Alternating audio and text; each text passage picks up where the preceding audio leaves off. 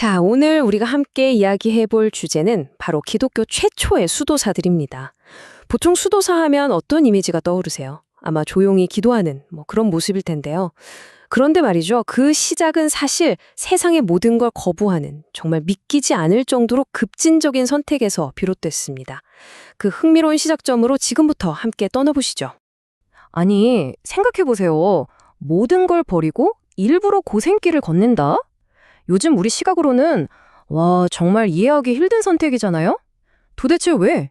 무엇 때문에 그들은 그런 극단적인 자기 부정의 길을 걸었던 걸까요? 이게 바로 오늘 우리가 파고들 핵심 질문입니다. 여기 이 표를 보시면 그 충돌이 아주 그냥 명확하게 드러납니다. 수도사들이 내세운 세 가지 서약, 가난, 순결, 순종. 자, 그런데 이걸 한번 보세요. 이게 오늘날 우리가 뭐라 부르죠? 바로 재산, 가정, 자유라는 어떻게 보면 가장 기본적인 인간의 권리잖아요. 완전히 정면으로 부딪히는 거죠. 그 사람들한테는 이런 권리들이 오히려 이기심의 뿌리이고 신과의 완벽한 합의를 방해하는 가장 큰 걸림돌이라고 생각했던 거예요. 자, 그래서 첫 번째 파트입니다. 당혹스러운 선택. 어째서 이들의 삶이 지금 우리에겐 이렇게나 낯설고 또 이해하기 어려운 선택으로 보이는지 그 이유부터 한번 짚어보죠. 18세기의 유명한 역사가죠. 에드워드 기번. 이 사람이 수도사들을 보고 뭐라고 했냐면 어둡고 알 수 없는 미신에 빠져서 사회생활에서 도망치려 했던 불행한 사람들이라고 딱 잘라 말했어요. 사실 이게 어쩌면 수도원이라는 제도에 대한 오늘날 우리들의 일반적인 시선, 그 회의감을 아주 잘 보여주는 말 아닐까요? 근데 이게 재밌는 게요. 이런 비판이 기독교 밖에서만 나온 게 아니라는 거예요. 기독교 안에서도 엄청난 논쟁거리였거든요. 카톨릭 쪽에서는 교회는 완벽을 추구하는 사람이든 평범한 죄인이든 다 품어야 한다. 이런 입장이었던 반면에 여러분도 잘 아시는 마르틴 루터. 이 사람 원래 수도사였잖아요. 루터 같은 개신교 개혁가들은 완전 생각이 달랐어요. 수도원 생활? 그거 마치 신한테 가는 특별한 엘리트 코스가 있는 것처럼 사람들을 착각하게 만든다. 이렇게 비판한 거죠. 길은 오직 하나, 그리스도를 믿는 믿음뿐이라고요.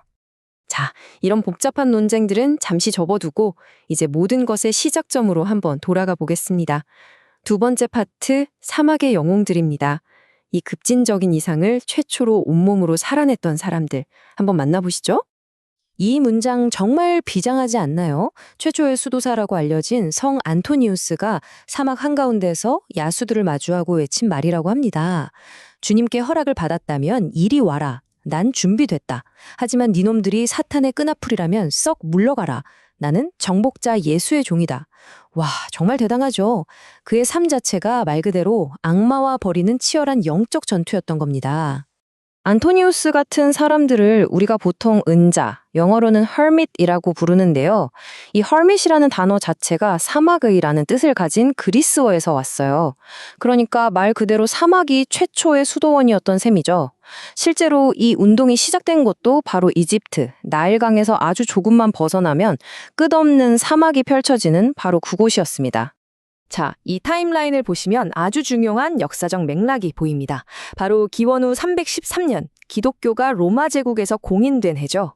이게 무슨 뜻이냐? 더 이상 박해 때문에 목숨을 바치는 순교자가 나오기 힘들어졌다는 거예요. 근데 동시에 교회는 점점 부유해지고 세속적으로 변해갔습니다. 그러니 정말 신실했던 사람들은 고민에 빠진 거죠. 어떻게 내 믿음을 증명하지? 그래서 나온 답이 바로 세상을 떠나는 것, 심지어는 세속화된 교회로부터도 떠나는 것이었습니다. 이렇게 순교자의 시대가 가고 은자가 새로운 영웅으로 떠오르게 된 겁니다. 네, 세 번째 파트입니다. 은자에서 공동체로. 이렇게 극단적인 개인주의로 시작된 운동이 어떻게 혼자만의 싸움을 넘어서 뭔가 지속 가능한 조직, 그러니까 공동체로 발전하게 됐는지 한번 따라가 보죠.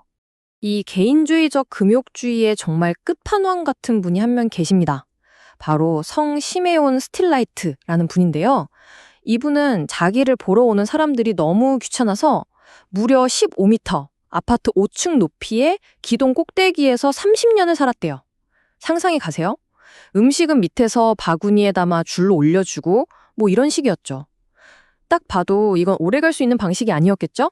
바로 이런 상황에서 파코미우스라는 인물이 등장합니다. 이 사람이 원래 군인이었거든요. 그래서 이 수도원 운동에 군대식 질서를 싹 도입한 거예요. 모두가 지켜야 할 하나의 규칙, 그리고 함께 밥 먹고, 함께 일하고, 함께 예배드리는 공동의 삶. 아주 혁명적인 아이디어였죠. 그의 목표는 아주 명확했습니다. 흩어져 있는 영혼들을 구하려면 일단 모아야 한다. 이게 바로 역사상 최초의 공동체 수도원이 탄생하는 순간이었습니다. 이 공동체 모델은 장점이 정말 많았어요. 일단 안정적이고 체계가 잡혔고요. 아까 그 기둥 위의 성인처럼 너무 기이하거나 극단적인 행동도 줄일 수 있었죠. 그리고 굉장히 중요한 건데 혼자서는 사막에서 버티기 힘들었던 여성들도 수도 생활에 들어올 수 있는 길이 열렸다는 겁니다. 또 교회 입장에서도 이 거대한 흐름을 어느 정도 관리하고 이끌 수 있게 됐고요. 자, 이제 무대를 옮겨보겠습니다. 이집트 사막에서 시작된 이 흐름이 이제 서유럽으로 넘어갑니다. 네 번째 파트, 베네딕트의 규칙. 여기서 우리는요, 서양 문명 전체에 어마어마한 영향을 미친 수도원 생활의 결정적인 틀을 만든 한 인물을 만나게 될 겁니다. 그 주인공이 바로 누르시아의 베네딕트입니다. 당시 세상은 그야말로 혼돈의 시대였거든요. 베네딕트는 바로 이 무너져가는 세상 속에서 믿음과 지식을 지켜낼 영적인 요새가 필요하다고 생각했어요. 그래서 만든 게 수도원입니다.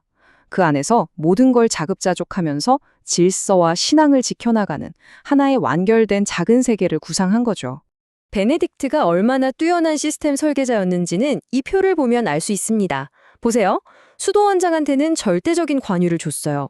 그런데 그 수도원장은 수도사들이 직접 투표로 뽑게 했습니다. 그리고 중요한 일을 결정할 땐 꼭 모든 수도사들하고 상의해야 했고요. 어때요? 절대적인 권위와 민주적인 원리가 정말 절묘하게 균형을 이루고 있죠? 안정성을 확보하기 위한 그야말로 천재적인 시스템이었습니다. 그리고 베네딕트 규칙의 또 다른 핵심, 바로 오라엣 라보라입니다. 라틴어인데 기도하고 일하라는 뜻이에요. 하루에 8번 기도하고 심지어 새벽 2시에도 일어나서 예배를 드렸어요. 이렇게 영적인 집중력을 꽉 잡으면서도 한편으로는 게으름은 영혼의 적이다 라면서 육체 노동과 성스러운 글을 읽는 시간을 균형 있게 짰습니다. 덕분에 수도사들은 그냥 기도만 하는 게 아니라 영적으로도 충만하고 또 생산적인 삶을 살 수 있었던 거죠. 자, 이제 마지막 5번째 파트, 복잡한 유산입니다. 이 거대한 운동이 서양 문명에 남긴 밝은 면과 어두운 면, 그 빛과 그림자를 함께 살펴보면서 이야기를 마무리해 보겠습니다. 수도원의 지적인 공헌 하면 이 사람을 빼놓을 수가 없어요. 바로 제롬입니다. 이 사람은요, 자기 안에 들끓는 세속적인 욕망을 도저히 주체할 수가 없었대요. 그래서 찾은 방법이 뭐였냐? 바로 미친 듯이 학문 연구에 몰두하는 거였습니다. 그 개인적인 몸부림의 결과가 뭔지 아세요? 바로 성경 전체를 라틴어로 번역한 불가타 성경입니다. 역사상 가장 중요한 학문적 업적 중 하나죠.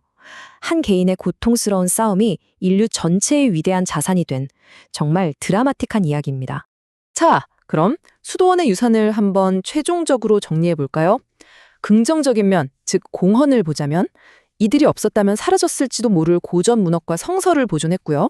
또 학문과 예술의 중심지 역할을 했고 유럽 전역으로 선교사들을 보냈습니다. 하지만 비판도 만만치 않죠. 시간이 흐르면서 막대한 부와 권력을 손에 쥐었고 결혼이나 가정을 꾸리는 걸 포기하는 어떻게 보면 부자연스러운 삶을 이상적으로 그렸다는 점, 그리고 육체는 나쁘고 영혼만 선하다는 식의 다소 왜곡된 신학에 기반했다는 비판도 있습니다. 정말 끊임없이 뭔가가 우리를 방해하고 소음으로 가득한 이 세상에 살고 있잖아요, 우리가. 이런 세상에서 모든 걸 다 버리고 오직 하나의 목표에만 모든 걸 쏟아부었던 사람들. 이들의 그 절대적인 집중의 삶에서 우리는 과연 무엇을 배울 수 있을까요?